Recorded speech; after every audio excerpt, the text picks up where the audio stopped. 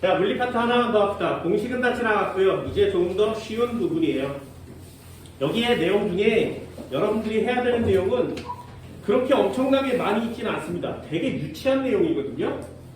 자, 첫 번째도 한번 볼게요. 여기 중요한 단어가 나와요. 물리 원에서만 쓰는 단어입니다. 그걸 에너지 D라고 합니다. 자, 예를 한번 들어볼게. 잘 보세요.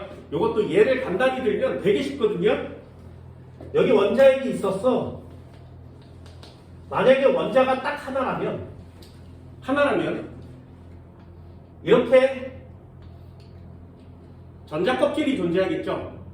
됐나요? 얘를 1번 껍질이라고 하고 얘를 2번 껍질이라고 하고 얘를 3번 껍질이라고 이렇게 껍질이 존재합니다. 여기에 전자가 이렇게 돌아다니는 거거든요. 그치? 여기에 전자가 이렇게 돌아다닐 수 있어요.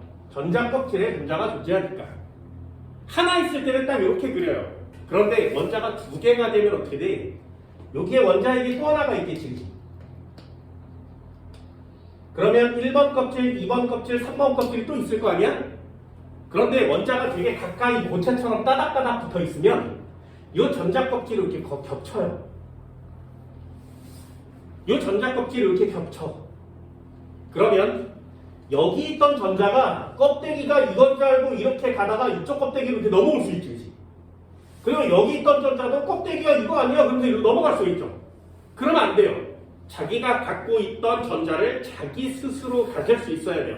그래서 원자들은 무슨 짓을 하냐면 에너지 껍질이 존재하는데 이 껍질을 아주 작게 에너지 준위를 아주 작게 차이를 만들어서 이 하얀색 원자는 하얀색 껍데기를 이렇게 만듭니다.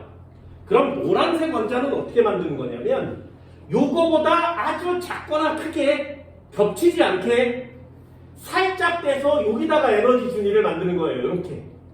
다시 2번 껍질이 있는데 요거보다 크거나 작게 겹치지 않게 살짝 에너지 준위를 만들어요. 여기다가 겹치지 않게 살짝 에너지 준위를 만들어요. 그래서 노란색이 갖고 있는 전자는 요 에너지 준위 껍질을 빙글빙글 돌아요. 그럼 서로 전자가 충돌하거나 겹치지 않지. 이해됐어요? 한 번 더 해볼게요. 빨간색 원자가 또 존재하면 여기에 빨간색 껍데기를 또 만들겠지. 그치? 빨간색 껍데기를 또 만들겠지. 빨간색 껍데기를 또 만들겠지. 그래서 에너지 준위가 마치 세 줄처럼 보이는 거예요. 됐나요? 그럼 원자가 점점점 많아지면 여기에 껍데기가 겹치지 않게 계속 껍데기를 계속 만들어 가겠지. 그치? 이해됐나요? 이렇게 계속 차근차근 에너지 준위 껍질이 겹치지 않게 차곡차곡 만들어 갑니다. 그러다 보면 이 껍데기가 점점점 두꺼워지지 않겠니? 이해됐어요? 이 점점점 두꺼워지겠죠? 그 두꺼워진 요 녀석을 뭐라고 하냐면 에너지 준위가 있는 껍데기가 띠처럼 보여요. 이런 뜻이에요. 그래서 얘를 에너지 D라고 합니다. 다시요. 이게 제일 중요한 단어예요. 단어 제목이 에너지 D거든요. 그러면 에너지 D가 무엇인지만 알면 이 단어는 해석이 된다고요. 됐나요? 다시 원자핵이 하나 있을 때 전자 껍질이 존재하는데 두 개 있으면 겹치지 않게 살짝 떼서 에너지 준위가 여러 개 있으면 겹치지 않게 살짝 떼서 에너지 준위가 그럼 이 원자핵이 정말 많으면 원자가 정말 많으면 이 겹치지 않은 에너지 준위가 마치 띠처럼 보이는 거 맞지? 됐나요? 그래서 그걸 에너지 띠라 그래요. 됐니? 됐어? 자, 질문. 그럼 에너지 띠에는 전자가 있어 없어? 됐어? 이게 첫 번째 질문이에요. 에너지 띠에는 전자가 있어 없어? 자, 전자가 존재하는 에너지의 껍질이 띠처럼 보이는 거 맞지? 그러니까 여기에도 전자가 되게 많이 있고 여기도 되게 많이 있는 거야. 이렇게. 그러니 에너지 D에는 전자가 존재해요. 이렇게 쓰는 거예요. 되셨나요? 여기까지? 에너지 D는 에너지 준위를 여러 겹 겹쳐놓은 거예요. 그러니 전자가 존재할 수밖에 없는 거죠. 하나만 더요. 그렇다면 요 에너지 D와 에너지 D의 요 사이 여기를 뭐라고 하냐면 에너지 D와 에너지 D의 사이 간격이라고 합니다. 에너지 D와 에너지 D 사이의 틈이라고 하거든요. 됐지? 그래서 이 앞쪽에 에너지자를 이렇게 생략하면 요 사이를 D 간격 D 틈이라 그래요. 그럼 D 간격 D 틈에는 전자가 있어 없어?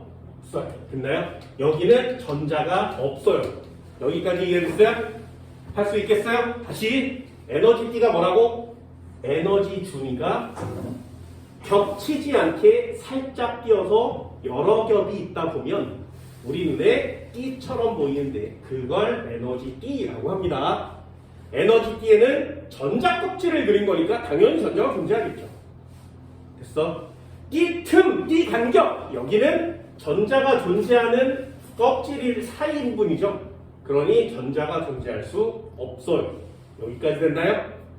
됐어? 요거 두 개만 이해하면 문제는 다 끝나요. 마지막 하나. 전자가 존재하는 에너지 D 중에 전자가 존재하는 에너지 D 중에 가장 바깥쪽에 있는 에너지 D 가장 바깥쪽에 있는 에너지 D 화학에서 배운 거 기억나요? 화학에서 들어봤나요? 전자가 있는데 제일 바깥쪽에 있는 전자 원자가 전자라고 합니다. 됐어요? 그래서 얘는 뭐라고 하냐면 원자가 전자가 있는 띠라고 해요. 원자가 전자가 있는 띠를 원자가 전자 띠라고 해요. 됐나요? 이게 너무 기니까 이거 원자가 전자는 화학용 단어죠. 그래서 물리용 단어로 바꿀 때 요걸 생략해요. 됐니? 그래서 이름을 원자가 띠라고 합니다. 됐어요? 자, 단어 쓸 수 있겠어요? 다시 에너지 D 전자 있어. D 틈, D 간격 전자 없어. 원자가 D 에너지 D 중에 가장 바깥쪽에 있는 거 원자가 D 됐니? 그럼 원자가 D에는 전자가 있다는 얘기야 없다는 얘기야? 당연히 있겠지. 그치? 얘도 전자가 존재합니다. 여기까지 됐나요? 요걸 요렇게만 그리는 거예요. 요렇게만 그리면 니네 책에 있는 게 완성입니다. 하나, 둘, 셋 이런 식으로. 니네 책에 요런 박스들이 되게 많이 나오죠. 그죠? 요게 요 부분만 그린 거야. 그렇다면 얘네는 다 무슨 뜻이라고? 에너지 D야. 그럼 여기에는 전자가 있겠지. 요 가운데 틈을 뭐라 그래? D 틈 전자가 없겠지. 요 맨 바깥쪽에 맨 위에 있는 애를 뭐라 그래? 원자가 D 전자가 있겠지. 되셨나요? 요 세 가지예요. 에너지 D, D 틈, 원자가 D. 됐어요? 자, 한 번만 더 해봅시다. 하나, 둘, 세 개를 그렸어. 자, 이 네모 박스 이름을 뭐라고 한다고? 에너지. 근데 여기를 자세하게 그리면 이렇게 되어 있는 거예요. 원자의 개수만큼 줄이 그어져 있겠지. 얘를 원자가 D. 요 사이 간격을 뭐라고 한다고? D 틈. 에너지 D, D 틈, D 틈, 에너지 D 중에 제일 바깥쪽에 있는 애를 따로 뭐라고 한다고? 원자가 D. 됐나요? 그럼 여기에도 전자 있고요, 여기도 전자 있고, 여기도 전자 있는 거예요. 나머지는 전자가 없죠. 됐니? 여기까지요? 됐어? 그래서 모든 물질은 다 원자가 모여있는 고체 상태일 때 이렇게 에너지 D가 나타나는 겁니다. 문제는 뭐냐? 이게 되게 궁금했던 거예요, 과학자들이. 여기 있는 전자가 뿅 하고 바깥으로 나와서 어딘가에 다른 곳으로 이동하면 이 전자는 자유롭게 이동이 가능해져요. 그래서 여기로 뿅 하고 올라와서 자유롭게 이동을 할 수 있게 되면 전류가 흐르는 거예요. 이 공간을 뭐라고 하냐면 이걸 전도기라고 합니다. 다시요. 다 끝났어. 얘는 되게 쉬워요. 원자값 뒤에 있던 전자가 전도띠로 올라가면 전류가 흘러요. 됐어? 다시 원자값기에 있던 전자가 전도띠로 올라가면 전류가 흐르는 거야. 그러면 원래 전도띠에는 전자가 있다는 얘기야, 없다는 얘기야? 없다는 얘기예요. 됐나요? 전도띠엔 전자가 없었는데 원자값기에 있던 전자가 휙 하고 올라가기만 하면 전류가 흘러요. 한 번만 더 해볼게. 에너지띠가 있었어. 에너지띠에는 전자가 있었어. 띠 틈에는 전자가 없었어. 여기도 전자 있고 여기도 있고 여기도 있었는데 맨 바깥쪽에 있는 이 띠를 뭐라고 한다고? 원자값띠라고 한다고.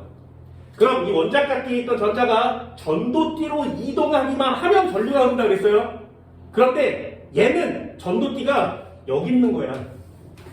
여기에 전도띠가 있어요. 그러면 여기 있는 전자가 여기까지 올라가야 전류가 흐르겠지. 올라가기 쉬워, 어려워? 어렵지. 그러면 얘는 전류가 흐르기가 쉽다는 얘기야, 어렵다는 얘기야? 안 흐른다는 얘기예요. 됐어요? 여기까지? 그래서 얘는 전류가 흐르지 않아요. 우린 이걸 다 통틀어서 뭐라고 하냐면 부도체 절연체라고 그래요. 그럼 얘는 전자가 뛰어 올라가기가 되게 쉽죠? 전류가 잘 흐를 수 있지. 이런 애를 뭐라 그래? 도체라 그래. 됐나요? 고등학교 2학년이 되면 전류가 흘러요, 안 흘러요를 이렇게 설명할 수 있어야죠. 다시 플라스틱 전류 통해, 안 통해? 안 통해요. 왜? 원자값기와 전도띠의 간격이 매우 커요. 그래서 원자값기에 있던 전자가 전도띠로 올라가기가 어렵다라고 쓰는 거예요. 됐어요? 한 번만 더요. 불이 전류 통해, 안 통해? 잘 통하지. 왜요? 이렇게 물어보면 니네 이제부터 뭐라고 대답해? 원자값기와 전도띠가 붙어 있어요. 그래서 올라가기 쉬워요. 되셨나요? 요 정도는 돼요? 요거 할 수 있겠어? 됐죠? 이게 물리의 정의거든요. 왜 도대체 금속은 전류가 흘러서 도체라고 하고 왜 고무 같은 애는 전류가 안 흘러서 부도체라고 하는 거야? 왜 절연체라고 하는 거야? 왜?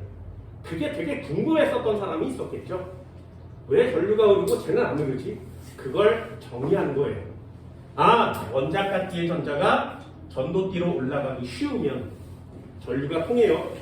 올라가기 어려우면 전류가 안 통해요. 되니? 그러면 요게 요렇게 중간쯤에 있으면 어떻게 돼? 원자값기가 있고 요게 전도띠가 붙어있는 것보다는 멀리 있고요. 부도체보다 가까이 있어요. 얘는 떨어져 있는데 올라가기 쉬운 것 같기도 하고 어려운 것 같기도 하지, 그치? 이런 애를 뭐라 그래? 반도체라고 하는 거예요. 우리는 이 녀석을 배우기 위해서 이 짓거리를 하고 있는 겁니다. 됐죠? 그럼 도체, 부도체, 반도체의 차이가 뭐야? 원자값기와 전도띠의 간격. 그걸 도체, 부도체, 반도체의 차이라고 합니다. 첫 번째 한번 해볼까요? 이쪽으로 가볼게. 정리. 쓰면 되나? 자, 단원 제목이 에너지띠니까.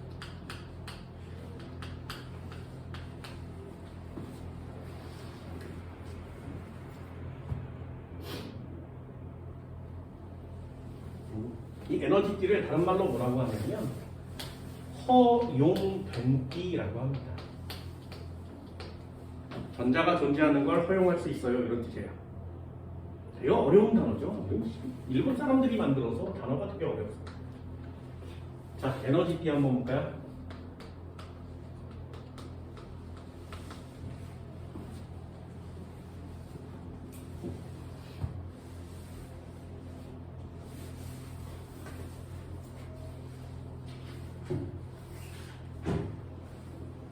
됐죠? 고체 원자일 때 쓰는 겁니다. 에너지띠는 고체일 때 쓰는 거예요.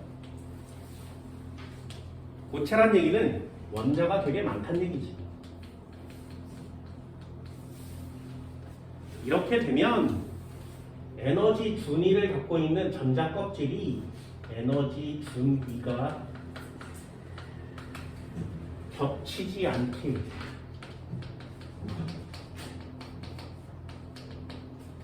살짝, 아주 살짝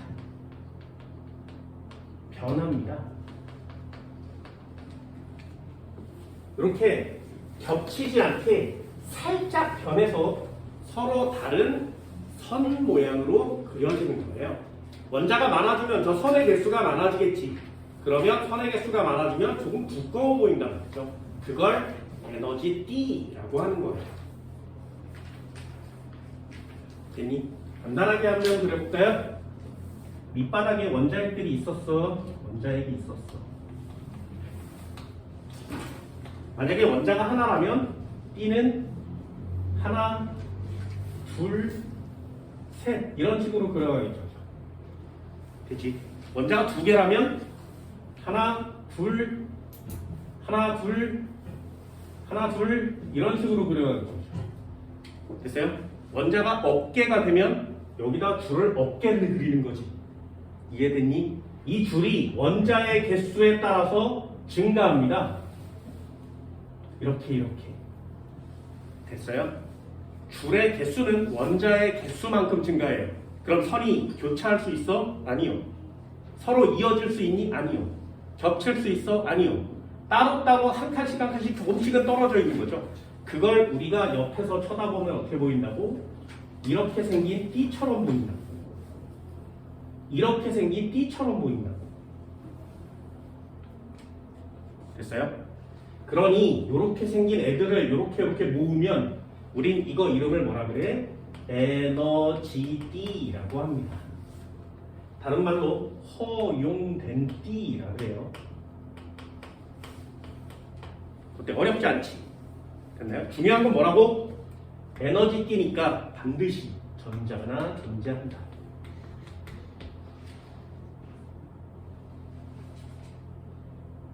전자가 존재해야 돼요.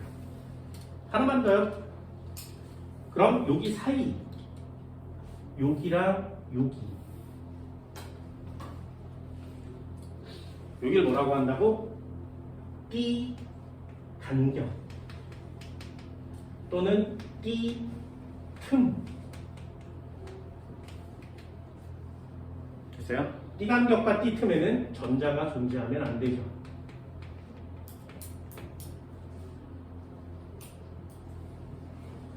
그럼 중요한 단어 하나 남았습니다. 전자가 존재하는 에너지 T 중에 가장 바깥쪽에 있는 애. 이 녀석을 특이하게 원자가 T라고 한다 그랬어요. 원자가 전자가 존재하는 원자가 T. 그럼 원자가 T도 에너지 T의 한 종류죠. 그러니 원자가 T에도 전자가 존재합니다.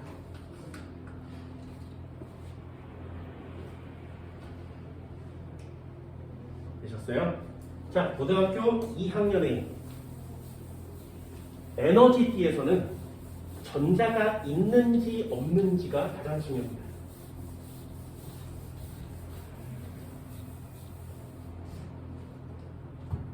화학과 물리가 좀 겹치는 부분이죠.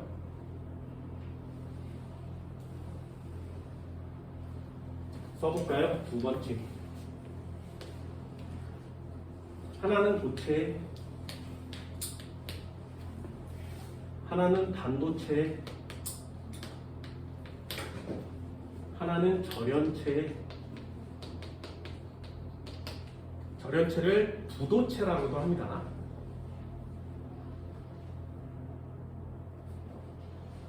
됐죠? 이 녀석은 다 그리고 난 다음에 그리셔도 돼요.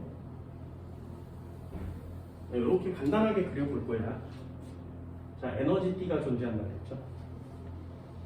에너지 T, 에너지 T, 여기도 에너지 T. 자, 에너지 T 3개만 그려볼게요. 됐지? 얘도 마찬가지.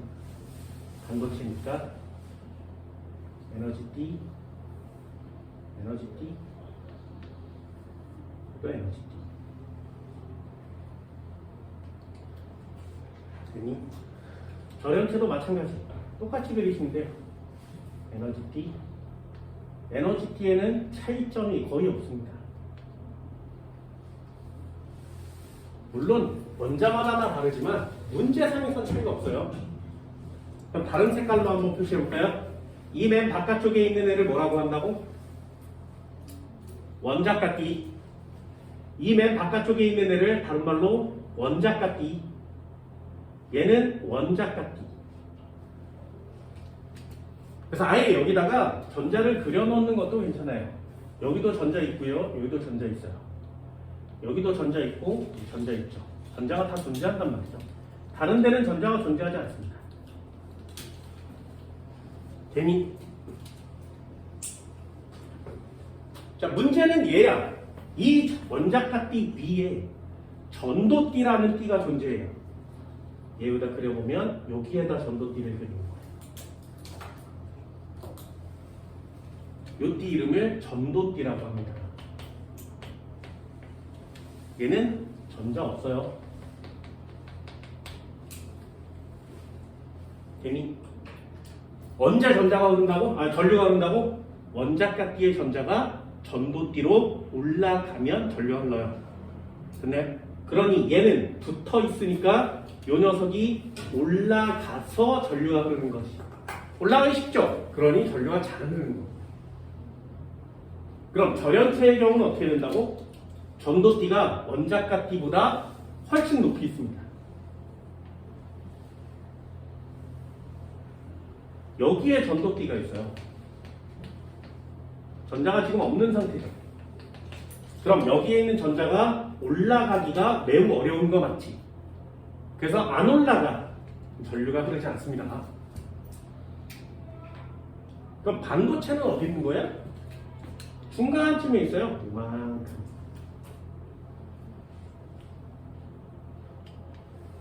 이렇게 중간쯤에 존재하니까 이건 올라가기가 쉬운 것도 아니고 어려운 것도 아니죠. 이해됐니? 자, 도체 전류가 잘 흘러요.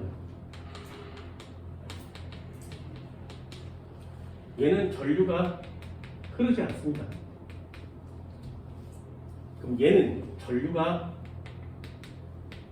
흐를 때도 있고 안 흐를 때도 있겠죠.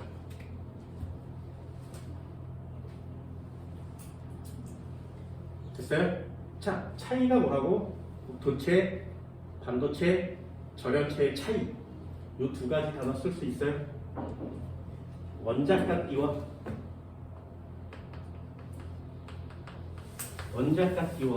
전도띠의 간격. 요걸로 구별합니다. 원자가 띠와 전도띠의 간격으로 구별해요.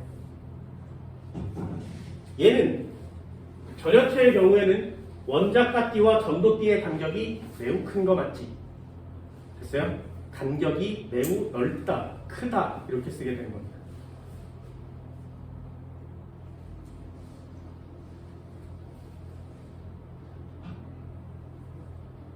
간격이 매우 넓다 또는 간격이 매우 크다. 크다라고 쓰셔도 돼요.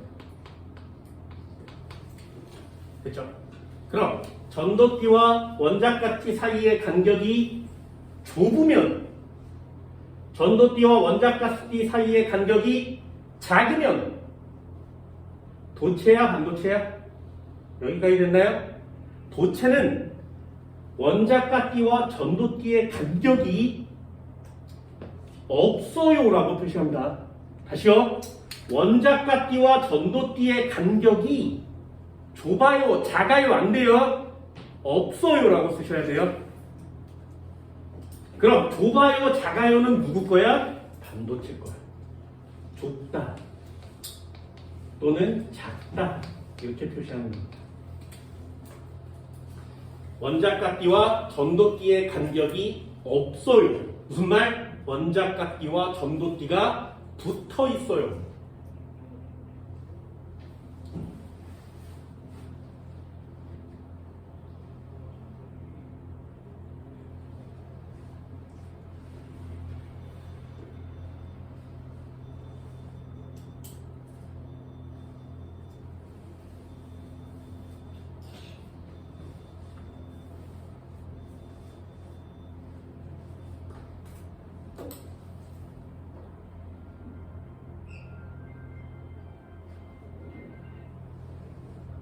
재미?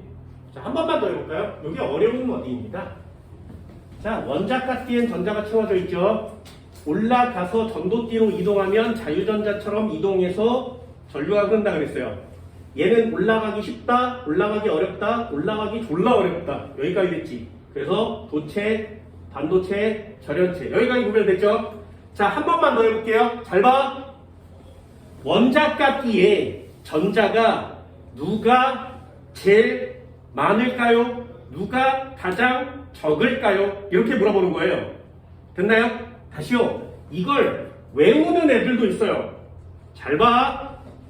원자값기에 전자가 있었는데 여기 전자가 전도띠로 올라가면 전류가 흐른다 그랬지? 됐나요? 그럼 도체는 원자값기에 전자가 많은 거야? 적은 거야? 됐어요? 애들이 이해할 때 어떻게 하는지 알아?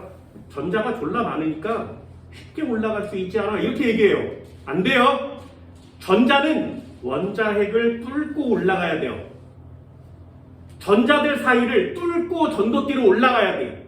그럼 전도띠로 올라가기 쉬우려면 전자가 빽빽하게 많아야 돼? 아니면 적어야 돼? 적어야 돼요. 이해할 수 있겠어요? 원자값기에 전자가 적어야 올라가기 쉽다고. 10명이, 3명이 있어. 야, 너 가운데 있는 애 올라가. 이럴 수 있잖아요. 10,000명이 있어. 야, 가운데 있는 애 올라가. 그럼 올라가기 어렵지, 그지? 또 하나, 몇 명 안 되면 지나가기가 되게 쉽죠. 되게 많으면 지나가기가 어렵습니다. 이해됐어요? 됐어? 이게 물리예요. 자, 화학으로 설명을 해줄게. 여기 화학을 배운 학생들도 있고 안 배운 학생들도 있겠지만 화학으로 설명해 봅시다. 잘 보세요. 1족, 2족, 13족, 14족 이렇게 가겠지, 그지? 17족이 있고 18족까지 있겠죠, 그죠? 자, 1쪽에 리튬, 나트륨, 칼륨 이렇게 있는 거 맞지? 17쪽에 플루린, CL 뭐 이런 거 있는 거 맞지? 됐어요? 자, 이쪽에 있는 걸 뭐라 그래? 금속이라고 하는 거 맞지? 이쪽에 있는 걸 뭐라 그래? 비금속이라고 하는 거 맞지?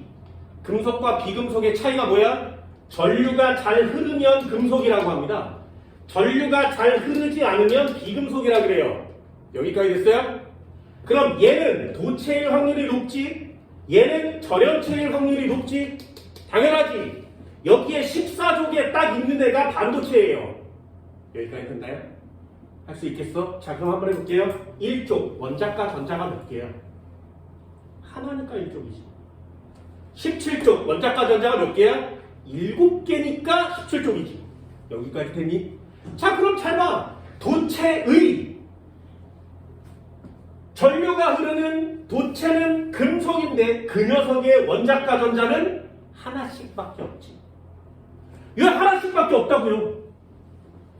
이족도 금속이거든요. 2개밖에 없다고. 됐어? 그런데 절연체는 비금속이에요. 그럼 비금속은 원자과 전자가 17개, 16개, 이렇게 7개, 6개 이렇게 되겠지.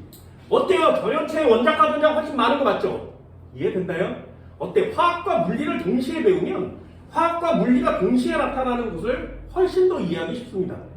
얘는 기껏해야 하나, 2개고요. 얘는 되게 많다고요. 7개 정도는 그려줘야 되겠지. 여기까지 됐니? 그럼 원자값기에 전자가 누가 많은 상태? 절연체가 많은 상태. 많아도 못 올라가는 거죠. 띠간격이 넓으니까. 이해할 수 있겠어요? 이러면 니네 책에 나와 있는 박스를 다 외우지 않으셔도 됩니다. 이 그림 하나만 잘 이해하시면 거기 나와 있는 박스를 한국말로 전부 다 외우지 않아도 시험 문제를 얼추 해결할 수 있다고.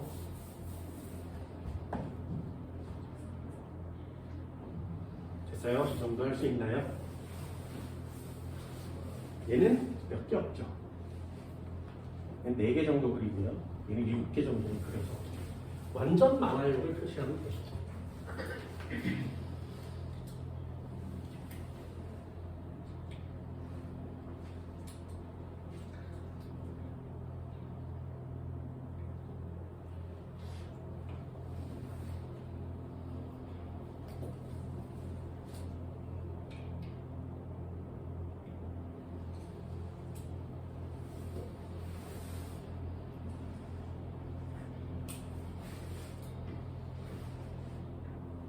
됐어요? 이 정도 되나요? 네, 화학으로 이해하는 게 좀 더 빠르죠, 그죠?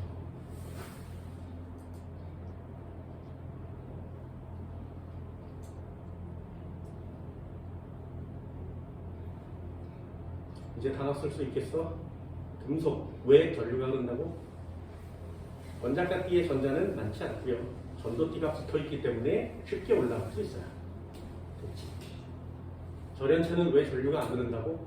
원자과 띠의 전자가 빼곡하게 들어있고 그 전자가 전도띠로 이동하기가 어려우니까. 그럼 반도체는 흐를 때도 있고 안 흐를 때도 있다고 그랬죠? 에너지가 많이 가해지면 흐르고요. 에너지가 적게 가해지면 안 흐르는 거예요.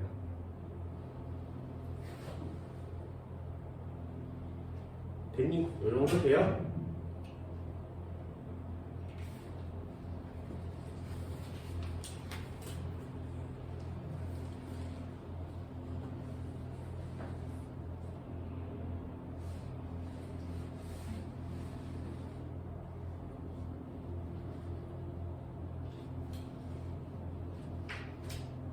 저기 진짜 어이가 없죠? 참 어이가 없는 기출题.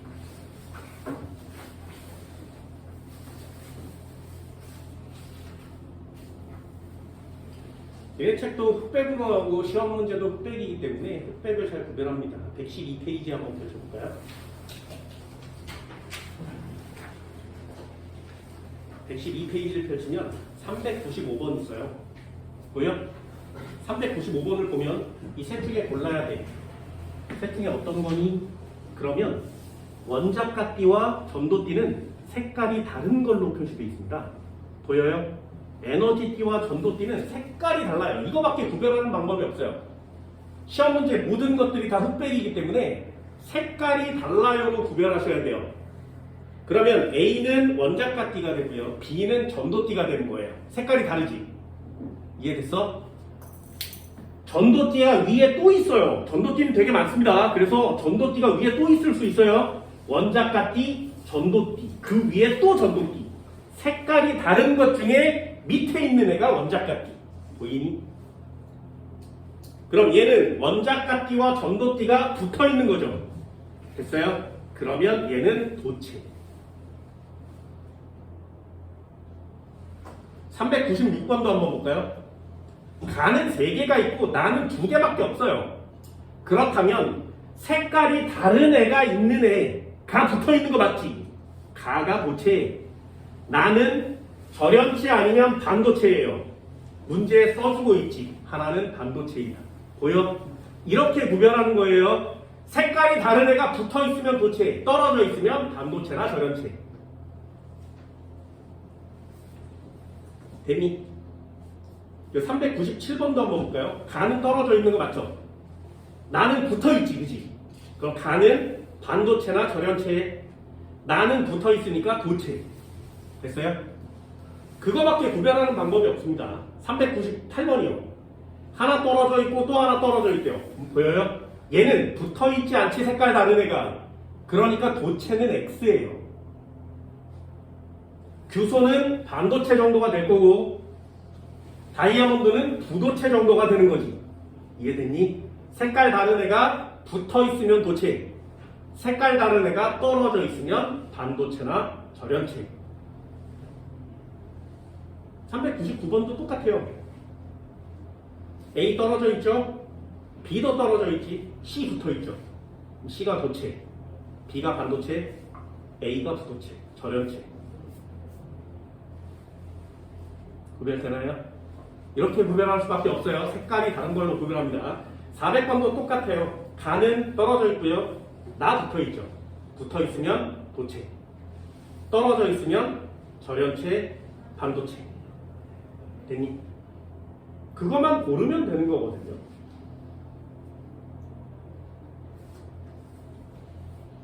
됐나요? 어렵지 않죠? 자, 심화 과정 하나 할게요. 여기 시험 문제가 나와서 해주는 심화 과정입니다. 심화 과정이에요.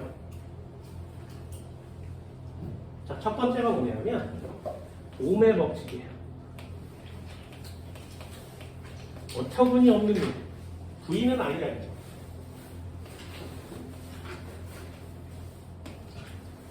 이거 왜 가르쳐주는지는 잘 모르겠지만 여기 책에도 시험 문제가 있습니다. 넘겨볼까요? 111페이지 392번입니다. 크롬선의 전압에 따른 전류를 나타낸 것이다. 전기 저항을 여기다 넣으면 돼요.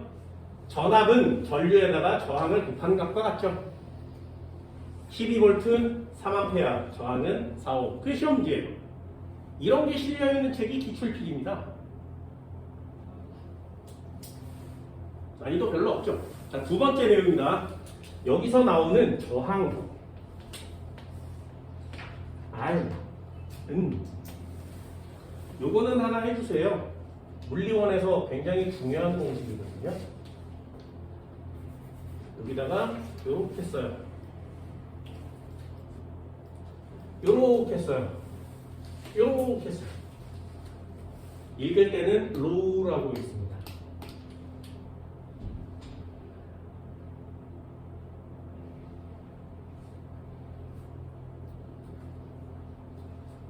로우에다가 여기다가 단면적을 넣고요. 여기다가 길이를 넣는 거예요. 이게 저항을 구하는 공식이에요. 그럼 하나씩 해볼까요? 이렇게 쓰고 이걸 한국말로 뭐라고 읽냐면 비저항이라고 합니다. 비저항. 이 비저항은 물체가 가진 고유한 값이에요.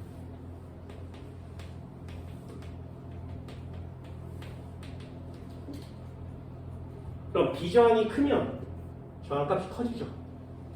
그죠? 한 번 더 써볼까? 단면적과 길이가 일정할 때 비저항이 클수록 저항값도 커져요. 그럼 저항이 크면 전류가 잘 안 흐르는 거지. 전류값은 작습니다. 그럼 전류가 잘 안 흐르는 애 전연체거든요. 전연체는 왜 전연체야? 저항이 크니까. 왜 저항이 큰 거야? 비저항이 큰 거니까. 그렇죠? 전류가 잘 안 흐르는 데는 비저항이 커요. 전류가 잘 흐르는 데는 비저항이 작아요.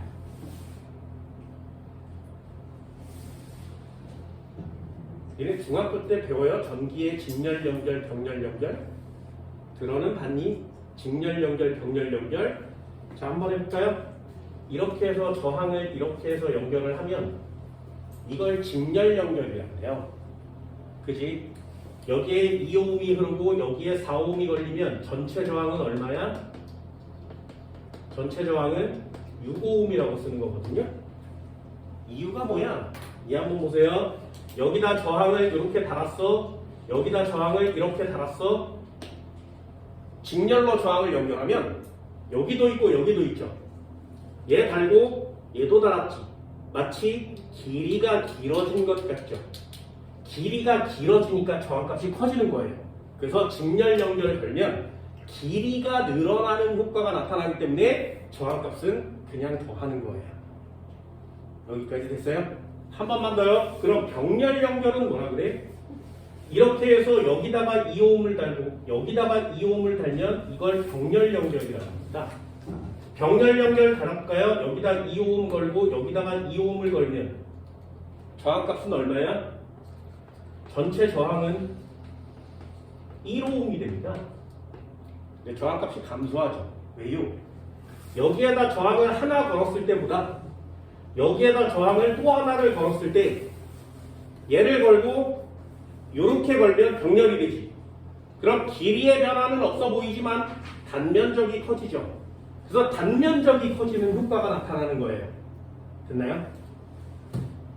그래서 직렬로 연결하면 길이가 늘어나는, 길이가 증가하는 효과가 나타나죠. 직렬로 연결합니다. 그러니 저항은 증가하는 겁니다. 병렬로 연결하면 단면적이 커져요. 그러면 저항은 감소하는 거죠. 이걸 중학교 때는 공식으로 배워요. R1 더하기 R2. 그냥 길이가 커지는 거거든요. 단면적이 변함없어, 비저항이 변함없어. 길이와 저항은 비례하죠. 그러니까 길이가 길어지면 저항은 커진다. 그래서 더하는 거예요. 병렬 연결한 애의 전체 저항 어떻게 R분의 1은 R1분의 1 더하기 R2분의 1 이렇게 구하거든요. 그래서 2분의 1 더하기 2분의 1 해서 1분의 1이 나오니까 저항은 1 이렇게 쓰는 겁니다. 1옴이 나오는 거예요. 왜요? 길이가 변하는 효과 없고 비저항 변하는 효과 없고 단면적이 변하죠. 그러니까 분의 1, 분의 1 이렇게 표시하게 되는 겁니다. 이런 걸 다 이해하면 중학교 전기 파트도 개껌이죠.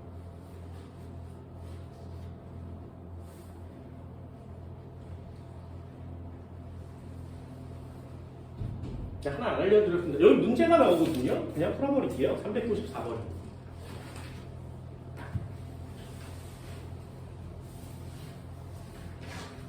이거는 고체막대의 A, B, C의 비주한 길이 단면적을 나타낸 것이다.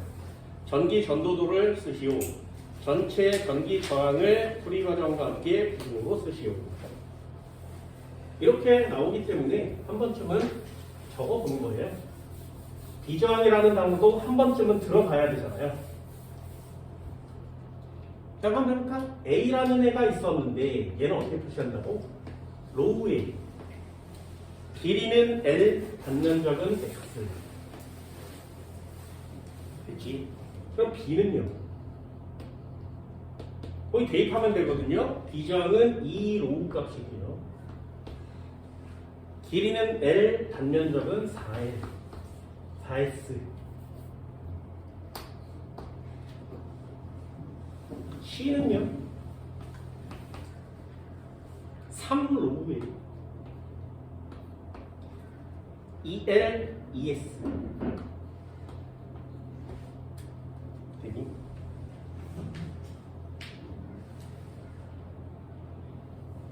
뒤로 다 꺼내세요. 얘는 1에다가 로우 SL을 쓸 수 있죠.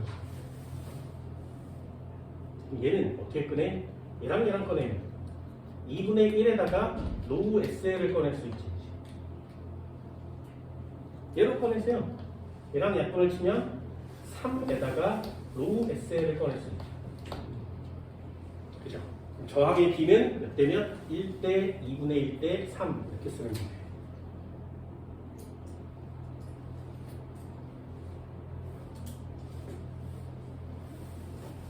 써줄까?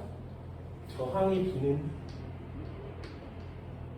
A 대 B 대 C가 1대 2분의 1, 3이니까 2대 1대 6 이렇게 쓸 수 있지. 됐나요? 자, 전류의 B도 한번 써볼까요? 자, 전류의 B는 얼마니? 6대 1대 2 맞아? 6대 1대 2 안 돼요. 안 돼. 저항과 전류는 무슨 관계? 반비례 관계. 되니? 반비례가 무슨 뜻이야? 2분의 1대 1분의 1대 6분의 1이죠. 어때? 뒤집어 쓰면 돼요? 안 돼요? 안 되는 거야. 물리는 공식이 확실하니까 비례, 반비례를 정확하게 사용하셔야 됩니다. 자, 얘 얼마니? 3대 6대 1이죠. 그죠? 이걸 곱하면 3대 6대 1. 어때? 뒤집어 쓰면 안 되는 거 맞지? 그지? 분의 1, 분의 1 이렇게 쓰셔야 됩니다. 그럼 전류가 누가 제일 잘한다고? B요.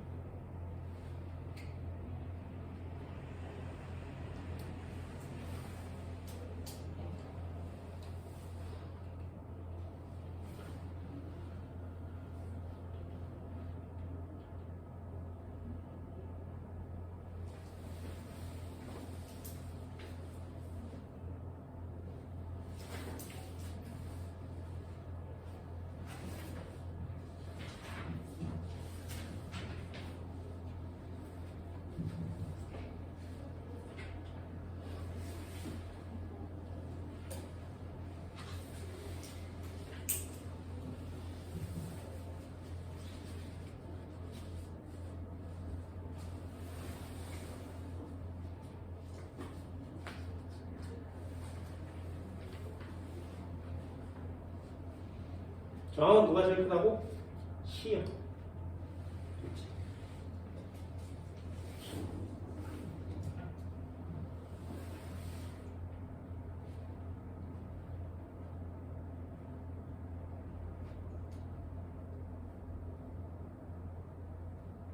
할 수 있겠어요? 어렵지 않죠? 어렵지 않습니다. 자, 에너지 D에 대한 내용을 봤으니까 하나만 더 해봅시다. 하나만 더 해볼게요. 그 중에 하나만 갖고 와요.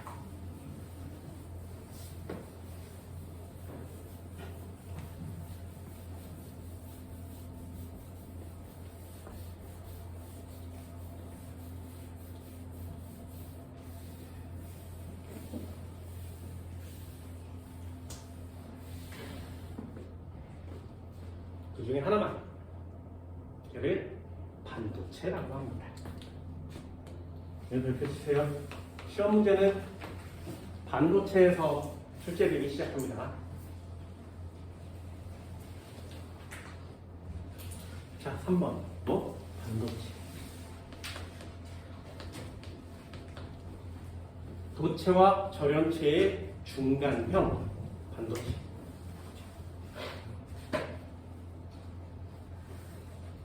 반도체 전류 통한다고 안 통한다고? 통할 때도 있고 안 통할 때도 있다 그랬죠? 됐나요? 자, 요거 하나만 이해해 주세요. 반도체 1번. 그걸 뭐라고 하냐면 순수한 반도체라고 해요.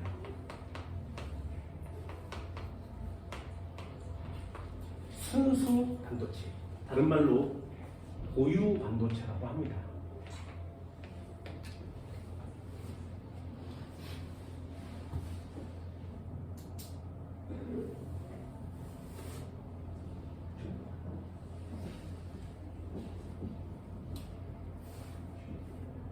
보셨나요? 순수 반도체. 얘는 뭐로만 되어 있는 거냐면 14족 원소로만 되어 있는 겁니다.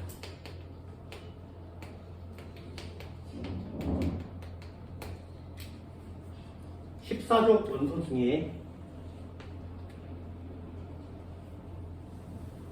탄소 있고요. 탄소 밑에 규소가 있습니다. 규소 밑에 저마뇽이라는 애가 있어요. 이런 애들로 만드는 건데 이 중에 얘는 지우입니다. 탄소는 특징이 되게 다양해요. 이상한 성질이 나타나요. 14족 원소의 성질들은 원자가 전자가 4개인 애들이거든요. 전류가 흐를 때도 있고 안 흐를 때도 있는데 탄소는 흑연이 되면 전류가 흘러요. 그런데 다이아가 되면 전류가 안 흘러요. 탄소 나노튜브가 되면 전류가 흘러요. 다이아는 안 흘러. 됐니? 그래서 탄소의 경우에는 도체가 될 때도 있고 절연체가 될 때도 있습니다. 반도체가 되기가 매우 어렵단 말이죠. 그래서 탄소만을 따로 연구하는 과학이 생기는 거예요. 그걸 나노과학이라고 합니다. 탄소를 가지고 노는 과학. 그래서 반도체를 만들 때는 규소나 저마뇽을 쓰는 거예요. 이게 미국에 반도체로 되게 유명한 동네가 있어. 마이크로소프트나 애플이 처음 시작한 동네 이름. 됐니? 마우스라는 것도 최초로 발견한 동네 이름. 그래서 우리가 사용하는 전자제품 중에 IT 전자제품, 인터넷 이런 것들과 관련된 모든 것들이 시작된 곳, 거기를 실리콘밸리라고 합니다. 들어는 봤니? 실리콘밸리. 거기서 모든 것들이 다 시작됐거든요. 왜 동네 이름이 실리콘밸리야? 반도체를 이용해서 만드는 제품들을 생산하기 때문에 그렇습니다. 됐나요? 탄소로 만들진 않아요. 탄소는 전류가 흐를 때도 있어요. 도체처럼 움직일 때도 있습니다. 얘네들로 되어 있으면 우리는 그걸 반도체라 그래요. 그럼 반도체를 어디다 써? 이런 핸드폰, 컴퓨터 이런 데다 쓰거든요. 그럼 반도체는 전류가 흘러야 되니 안 흘러야 되니? 조건에 따라서 쉽게 흐르면 좋겠지. 그래서 원자값 D가 있을 때 전도 D가 이렇게 있죠. 여기 있던 전자가 이렇게 위로 올라가면 전류가 흐른다고 했어요. 여기 간격이 이렇게 떨어져 있으면 굉장히 많은 에너지를 줘야 전류가 흐를 수 있지. 그러면 컴퓨터나 이런 것들이 열도 되게 많이 발생하고 에너지를 되게 많이 사용해요. 그러니 에너지를 많이 줘야 움직일 수 있는 반도체는 별로 효용 가치가 없어. 그래서 저순수 반도체에다가 불순물을 첨가합니다. 불순물을 첨가해줘서 여기와 여기 띠틈 사이에다가 징검다리 하나를 만들어주는 거예요. 그럼 전자가 요만큼 올라갔다가 요만큼 올라갈 수 있지. 큰 에너지를 받아야 올라갈 수 있는데 얘는 작은 에너지를 2번 받아도 올라갈 수 있죠. 이해됐어요? 그래서 갈 수 있는 에너지의 간격을 좀 줄이기 위해서 요 띠틈 사이에다가 불순물을 넣습니다. 그러면 우리가 훨씬 더 적은 에너지로 훨씬 더 효과적으로 사용할 수 있는 반도체가 만들어지는 거예요. 그걸 뭐라 그래? 불순물 반도체라 그래요. 불순물 반도체. 그래서 여기다가 불순물을 넣어주는 현상을 뭐라 그래? 도핑이라고 합니다. 도핑. 들어봤니? 도핑 들어봤어요? 굉장히 많이 쓰는 단어예요. 올림픽 같은 데 참가하면 도핑 테스트라는 걸 하지, 그치? 됐나요? 그래서 도핑 테스트를 해서 먹으면 안 되는 약물을 복용한 사람들은 탈락! 이렇게 얘기하잖아요. 도대체 도핑 테스트가 뭐야? 혈액 안에 인간이 가져야 되는 애들 말고 다른 외부에서 들어온 불순물을 검사하는 거예요. 그래서 도핑이란 단어는 무언가를 첨가해준다는 개념이에요. 됐나요? 그래서 순수 반도체만을 우리는 사용하지 않고 2번을 사용한단 말이죠. 그걸 뭐라 그래? 불순물 반도체라고 합니다. 단어가 불순물이어서 좀 없어 보이지만 얘가 훨씬 더 괜찮은 단어예요. 제가 고유니까 얘는 비고유 반도체가 되겠죠. 또는 이 불순물을 넣었으니까 영어로 도핑이라고 합니다.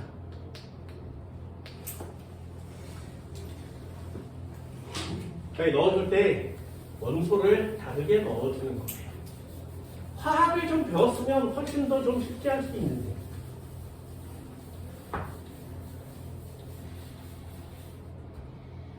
자, 한번 해볼게요. 그 중에 1번. 그걸 뭐라고 하냐면 P형 반도체라고 합니다. P형 반도체.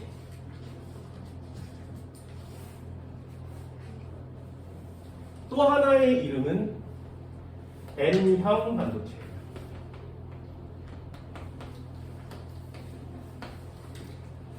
P형 반도체, N형 반도체. 자, 불순물을 섞었다고 했어요. 그럼 P형 반도체의 기본은 뭐야? 얘는 14족 원소가 기본입니다. 실리콘과 저마늄이 들어있는 곳에 실리콘이나 저마늄이 들어있는 곳에 불순물을 첨가해 줍니다. 이 불순물을 외우는 게 니네 시험 문제가 되겠죠. P형 반도체를 채울 때는 불순물로 뭘 채우는 거냐면 13족 원소를 채웁니다. 14족에다가 13족을 첨가해 넣으면 P형 반도체가 완성돼요. 자, 이것도 한번 해볼까요? 화학인데 말이야. 옥텟 규칙이라는 게 있어요. 전자가 8개가 돼야 안정해져요를 옥텟 규칙이라고 합니다. 전자가 8개가 되면 안정한 상태가 돼요. 14족 원소는 원자과 전자가 4개야. 13족 원소는 원자과 전자가 3개예요. 자, 얘네들이 만나면 전자가 총 7개가 돼버리지, 그치? 어때? 8개가 돼야 안정한데 하나가 모자라죠. 되셨나요? 그래서 원자들 사이에 전자가 이렇게 하나 둘 셋 넷 이렇게 되고 이쪽에 하나 둘 셋 넷 이렇게 해서 계속 이렇게 결합해 갑니다. 하나 둘 셋 넷 하나 둘 셋 넷 이렇게 결합해 가는 거예요. 결합해 갈 때 전자가 이렇게 하나씩 채워지겠죠. 얘는 4개가 채워지는데 얘는 3개밖에 안 채워지지. 8개가 되면 안 좋아하는데 이 구멍이 하나 뚫려 있죠. 됐니? 이 구멍 이름을 플러스 성질이 있는 구멍이라고 합니다. 됐니? 한 번만 더요. 이 화학을 모르면 이 녀석을 할 수가 없습니다. 암기 과목이 돼요. 그래서 얘가 2단원인 이유가 화학 2단원이 끝나야 얘를 배워야 되기 때문에 이 녀석이 2단원에 들어있어요. 다시 14족 원소 실리콘이나 저마늄에 이번엔 누굴 넣으면 돼? 15족을 넣으면 돼요.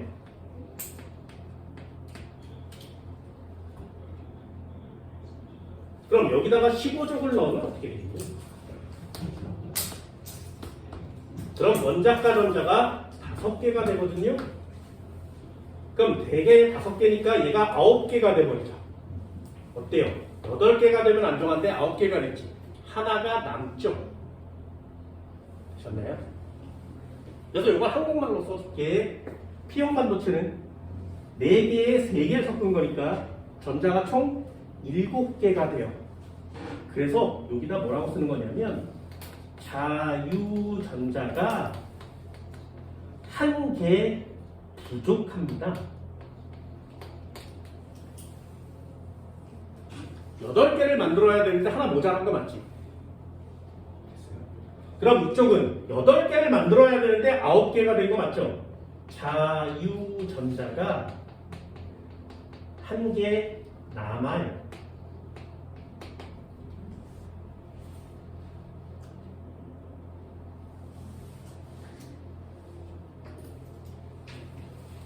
여기에 부족한 곳에 구멍이 뚫려 있어요. 그 구멍을 뭐라고 하냐면 양공이라고 합니다.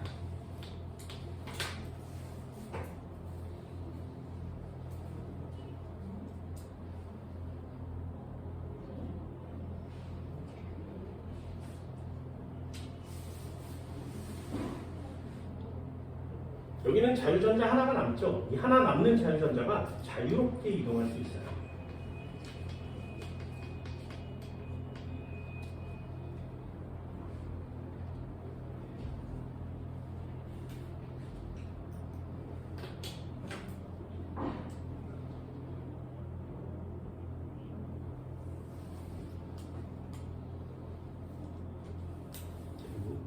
이게 무슨 개념이냐면 한번 해볼게. 잘 보세요.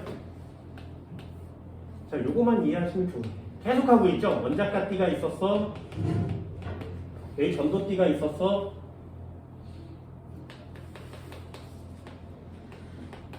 요거만 이해해주세요. 원자과 띠가 있었어. 전도띠가 있었어. 자, 원자과 띠와 전도띠 사이가 붙어있지 않지. 도체는 아니에요. 멀지 않으니까 절연체도 아니야. 얘네들을 반도체라고 해요. 그럼 여기 있던 전자가 저 위에까지 올라가야 되죠. 여기 있던 전자가 저 위에까지 올라가야 되지. 괜히 순수 반도체만 만들면 이 상태예요.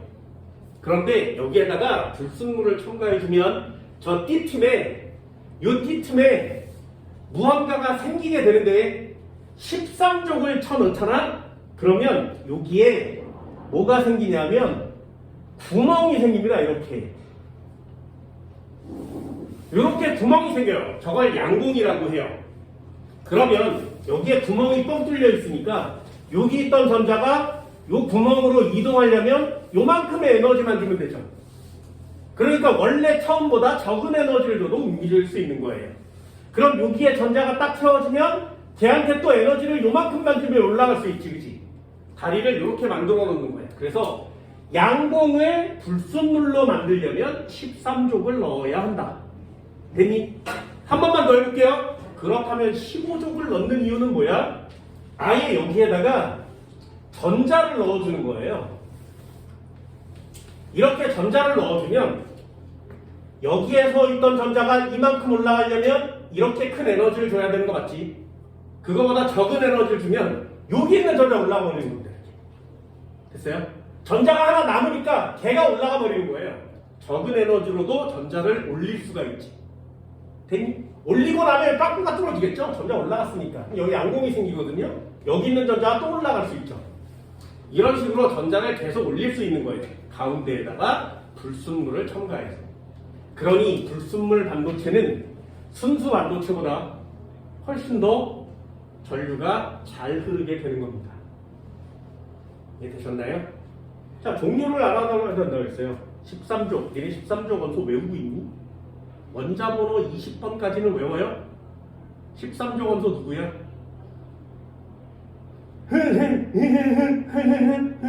외워? 외우세요. 누구?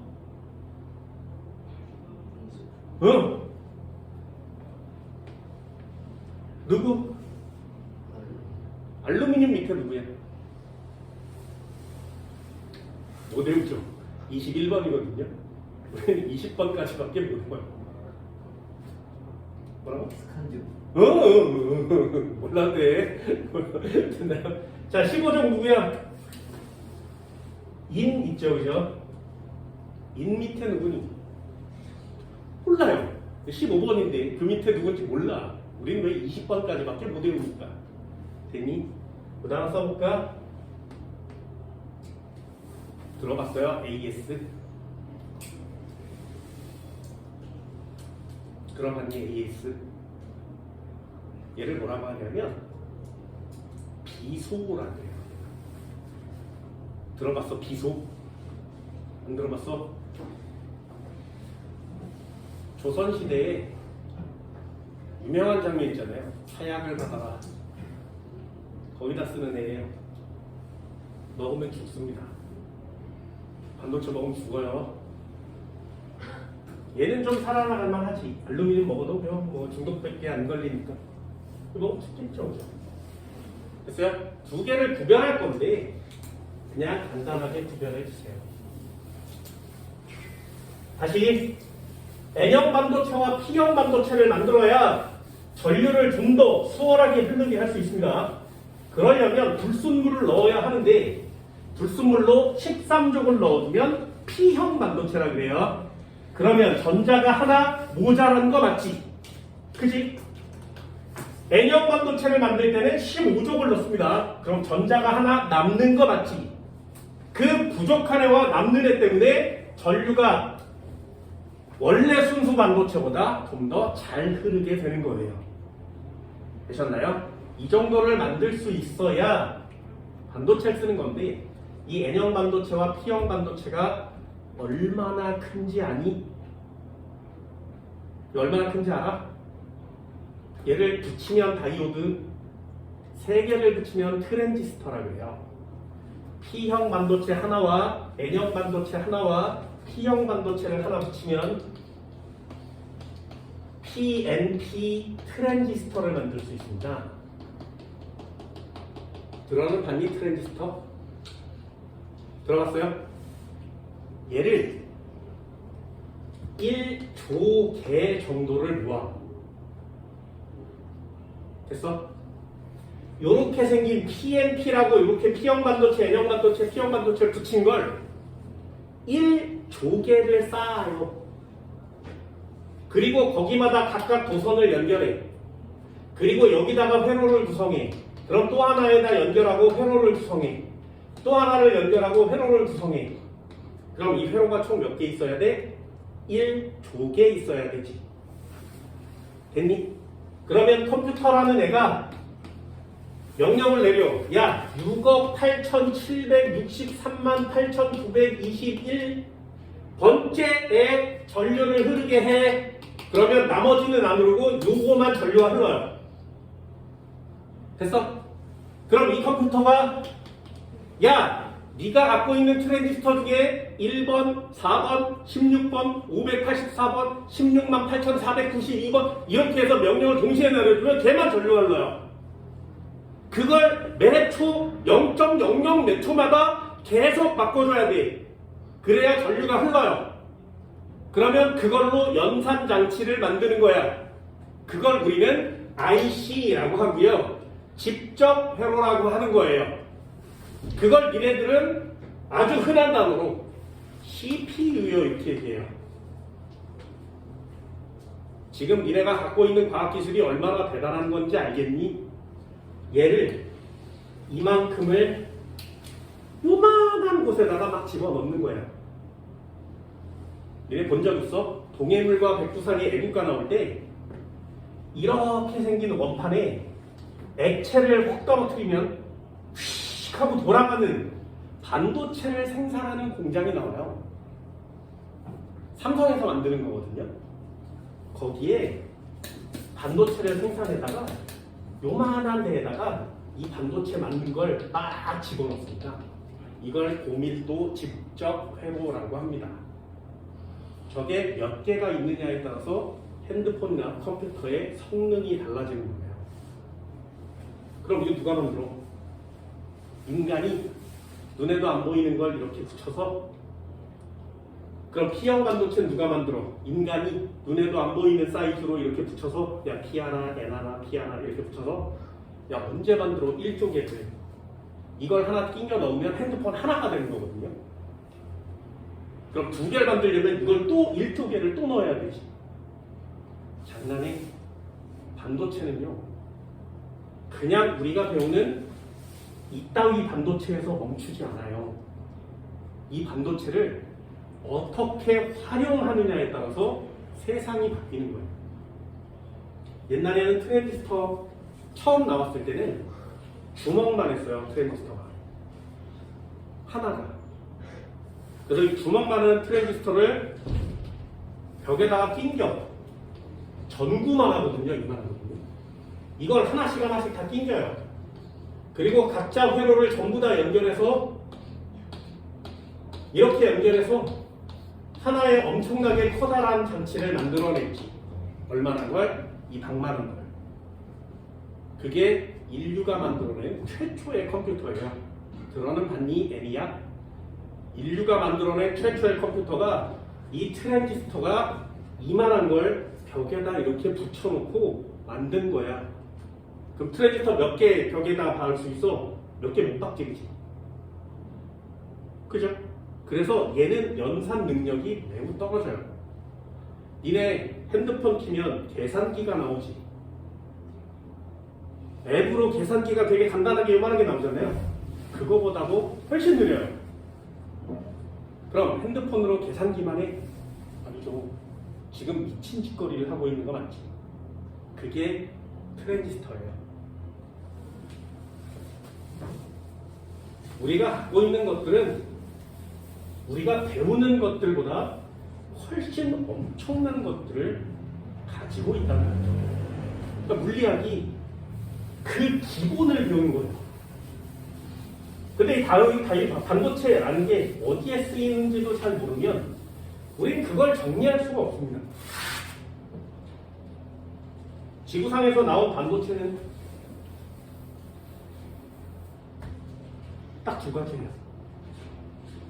이 딱 2가지 재료로 세상을 바꿀 수 있는 제품들을 만들어내는 거죠.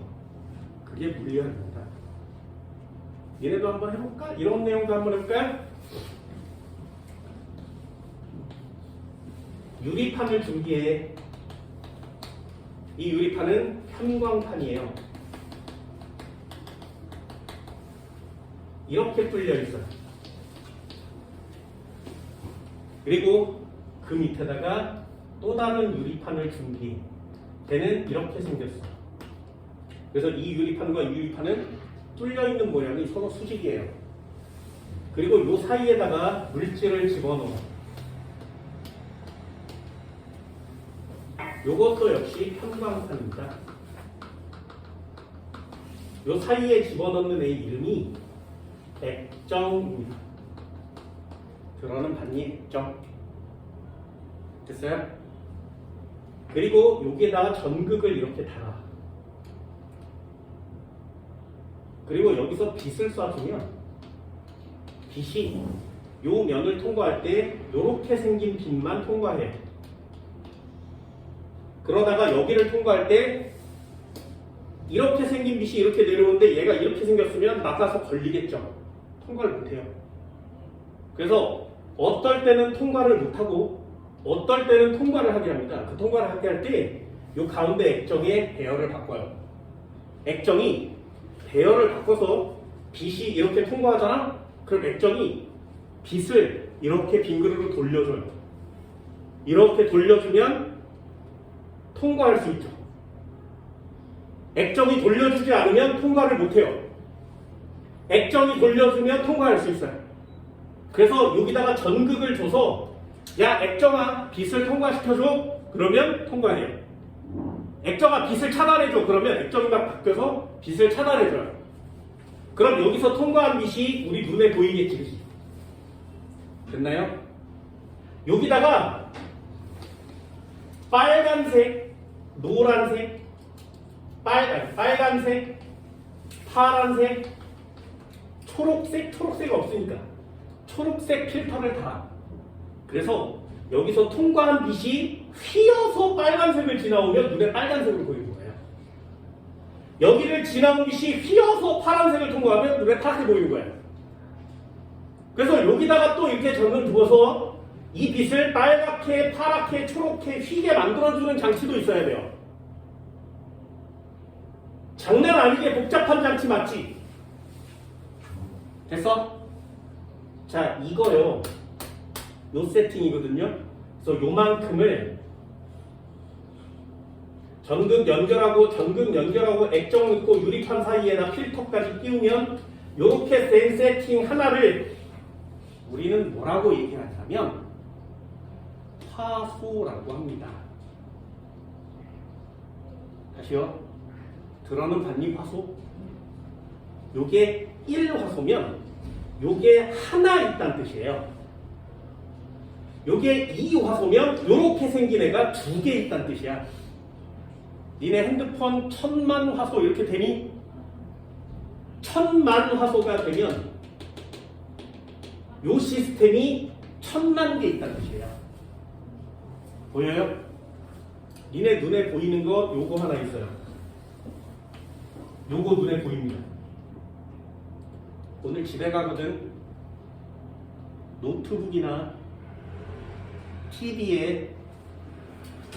노트북이나 TV에 화면에 물방울을 하나 떨어뜨려 보세요. 그러면 여기에 네모 박스가 이렇게 되어 있는 걸 볼 수 있어요. 집에 가서 꼭 봐. 요 네모 박스 하나가 얘야.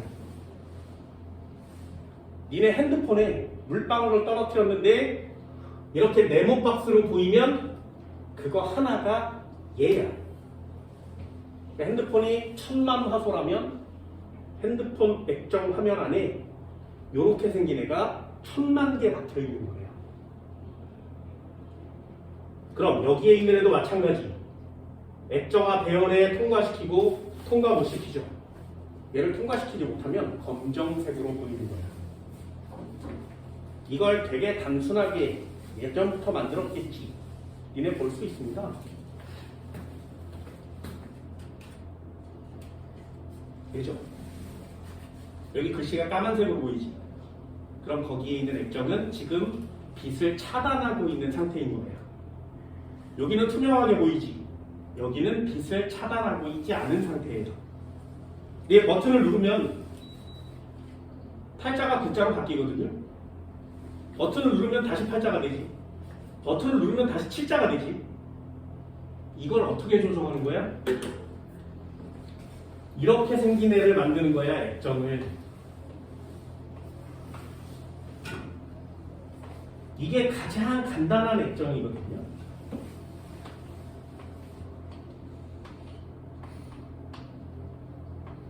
됐지? 버튼을 누르잖아? 누르면 전기 신호가 이렇게 가서 요 안에 들어있는 액정의 배열을 바꿔요. 그래서 얘를 바꿔서 빛을 통과하게 만들면 투명하게 보이겠지. 얘만 빛을 통과하지 못하게 바꾸면 여기만 까맣게 보이는 거예요. 얘만 통과하지 못하게 하면 여기만 까맣게 보이는 거야. 그럼 우리 눈에 이건 무슨 자로 보여? 일자로 보이는 거죠. 그럼 버튼 한번 누르면 어떻게 되는 거야? 전기 신호가 다시 야 여기는 뚫어줘. 여기 막아. 여기 막아. 여기 막아. 여기 막아. 이렇게 해서 이자로 보이는 거예요. 이 간단한 리모컨마저도 그런 시스템이 있는 거예요. 이거 요 한 칸이 1화소야. 요거 1000만 개를 모아서 달면 니네 핸드폰이 되는 겁니다. 그런 걸 배우는 거에 가장 시초예요. 누가? 반도체가. P형 반도체와 N형 반도체예요. 내 핸드폰을 보면 진짜 신기하거든요. 화면을 보고 있다가 손가락으로 이렇게 하면 볼륨이 커져요. 손가락으로 이렇게 하면 밝기가 줄어들죠. 손가락으로 이렇게 하면 화면이 넘어가요. 그거 어떻게 하는 거야? 핸드폰이 이렇게 있잖아. 여기가 이렇게 네이버예요. 창이 있고 막 이렇게 떠 있잖아요. 얘를 쓱 하면 다른 화면이 나오지. 그럼 여기서부터 여기까지 긁는 동안의 컴퓨터 신호를 컴퓨터가 인지하고 이 녀석의 화면을 하나하나씩 전부 다 바꾸는 거예요. 1000만 개면 1000만 개를. 그것도 시간 순서대로 바꿔줘야 빨갛던 게 까매지고 까맣던 게 하얘져야 순서대로 이렇게 바뀔 수 있죠. 위로 씩 하면 순서대로 하나씩 바뀌어야 돼요. 여기를 구성하고 있던 모든 화소가 다 하나씩 위로 올라가는 거예요. 이렇게. 그게 매우 빠른 속도로 진행되는 겁니다. 얼마나 빨리 얼마나 컨트롤을 해야 돼요. 장난 아닌 거 맞지? 그러니 이 핸드폰 하나가 지금 인간이 가질 수 있는 가장 위대한 과학의 끝판왕인 거예요. 그걸 니네들은 하나씩 갖고 있는 거죠. 그걸 분야별로 하나씩 연구하는 게 전자공학이라는 겁니다. 장난 아니죠? 인간들 진짜 미쳤어요. 그래서 내 핸드폰만 보고 있으면 얘네들 막 게임도 하고 막 이러지만 나는 핸드폰 자체가 정말 미친 짓이라고 생각하는 사람들이 하나예요. 어마어마한 것들이죠.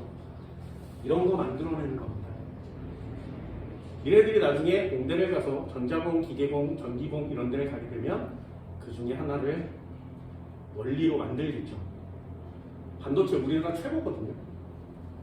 이거를 활용한 제품들도 우리나라 진짜 대단한 사람들 많습니다. 여기서부터 여기까지 두껍죠. 액정을 넣어야 됩니다. 그래서 액정 테레비는 두께가 두꺼워요. 그래서 이 액정을 다른 걸로 바꿔. 그러면 얘 사이가 매우 줄어들 수 있죠. 그리고 이 유리도 위험하니까 니네 유리 이거 깨져본 적 있어요? 액정 유리가 깨지면 액체 같은 게 흘러나와요. 그게 액정이라는 얘기예요. 이 간격을 줄여 만들 수 있지.